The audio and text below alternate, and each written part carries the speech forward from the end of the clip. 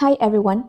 In this lesson, we'll learn how to calculate two important types of probabilities using contingency tables. First, joint probability, which uses the word and. Second, union probability, which uses the word or. We'll learn how to identify these probabilities in a contingency table and apply appropriate formulas to solve probability questions. Let's get started. We'll begin with joint probability. When we see the word and in a probability question, both conditions must occur at the same time. Let's see what that means. Joint probability is the probability that two events occur together. The keywords to look for are and both. When we use a contingency table, the joint probability comes from the cell where the two categories overlap. The formula is probability of A and B equals count in both categories over the grand total, or the overlap over the grand total.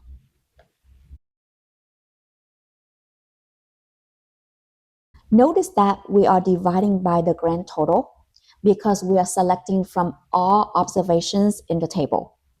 Let's apply this idea. Example 2. We use the same table in example 1. This table summarizes students by class standing and whether they passed or failed the course. I have a total of 50 students, 30 freshmen, 20 sophomores, 42 students who passed the course, and 8 students who failed. Question A.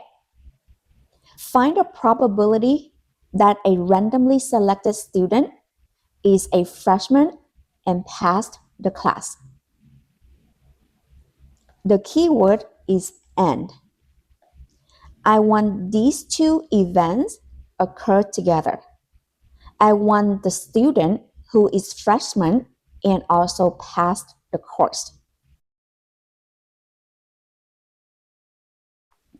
To find the probability of freshman and pass the course, we'll take the overlap divided by the grand total. The grand total is 50, so the denominator is 50. Now, I need to find the overlap of being a freshman and pass the class. This is the freshman column, and this is the pass row.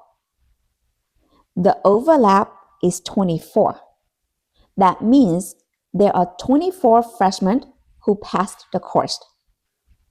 So the numerator is 24. The probability that a randomly selected student who is a freshman and passed the course is 24 over 50. And the question is asking me to leave the answer as a reduced fraction. So I need to simplify this fraction. Both 24 and 50 are divisible by 2. So I divide the numerator by 2 and the denominator by 2. And I get 12 over 25.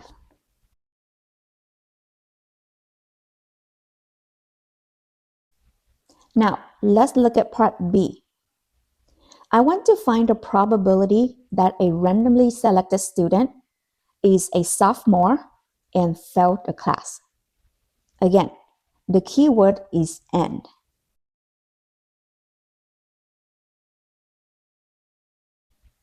To find the probability of being a sophomore and failed a class, I take the overlap divided by the grand total.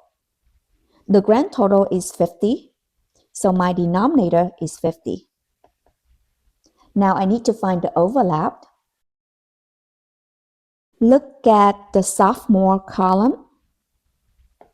and the failed row, the overlap is 2. So there are 2 sophomores who failed the class. So my numerator is 2. And to simplify this fraction, I divide the numerator by 2 and the denominator by 2, and I get 1 over 25. Notice that every joint probability comes directly from a cell in the table. So if you see the word "and," look for the overlap and divide by the grand total. Now that we've learned how to find probabilities involving "and," let's look at probabilities involving "or." This requires a slightly different approach.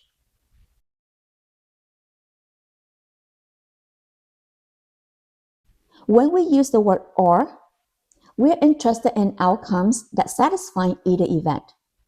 The challenge is that some observations may belong to both categories. If we're not careful, we can count those observations twice. Let's see how we handle that. Union probability is used when either event can occur. The key word is "or," either. The formula is probability of A or B equals probability of A plus probability of B minus probability of A and B. Why do we subtract? Because the overlap gets counted twice when we add the 2 probabilities together. Subtracting the overlap once fixes the problem.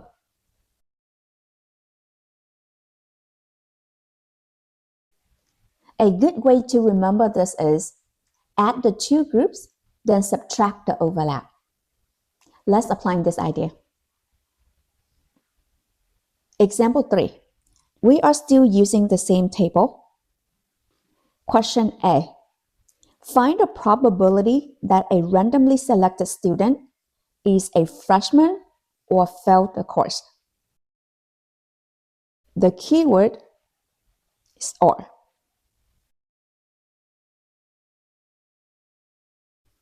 I want to find the probability that a student is a freshman or failed the course. This is a union probability. So remember, we add the 2 groups and subtract the overlap, then divide by the grand total. The grand total is 50. Now in the numerator, I take the total freshmen plus the total of students who failed the class and then subtract the overlap. This is the freshman column. There are 30 freshmen total. And this is the failed row. There are 8 students who failed the course. And the overlap is 6. There are 6 freshmen who failed the course. So 30 is the number of freshmen.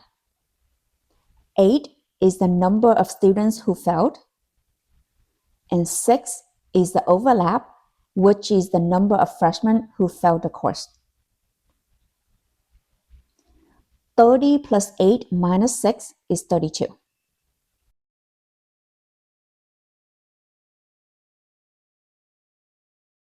The question asked me to leave the answer as a reduced fraction, so I need to simplify 32 over 50, which is 16 over 25.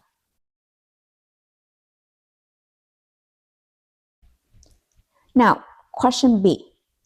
I want to find the probability that a randomly selected student is a freshman or a sophomore.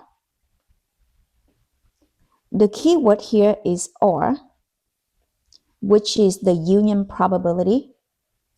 I take the number of freshmen plus the number of sophomore minus the number of overlap and then divide by the grand total. The grand total is 50. This is the freshman column. There are total of 30 freshmen. This is the sophomore column. There are total of 20 sophomore. Is there an overlap between these two columns? No, there's no overlap because a student cannot be both a freshman and a sophomore at the same time. Therefore, the overlap equals 0. So we subtract 0 here. 30 plus 20 minus 0 equals 50. So we have 50 over 50, which is 1. So the probability that a student is a freshman or sophomore equals 1. This makes sense because in this survey, we only survey freshmen and sophomore. So every student belongs to one of those two groups.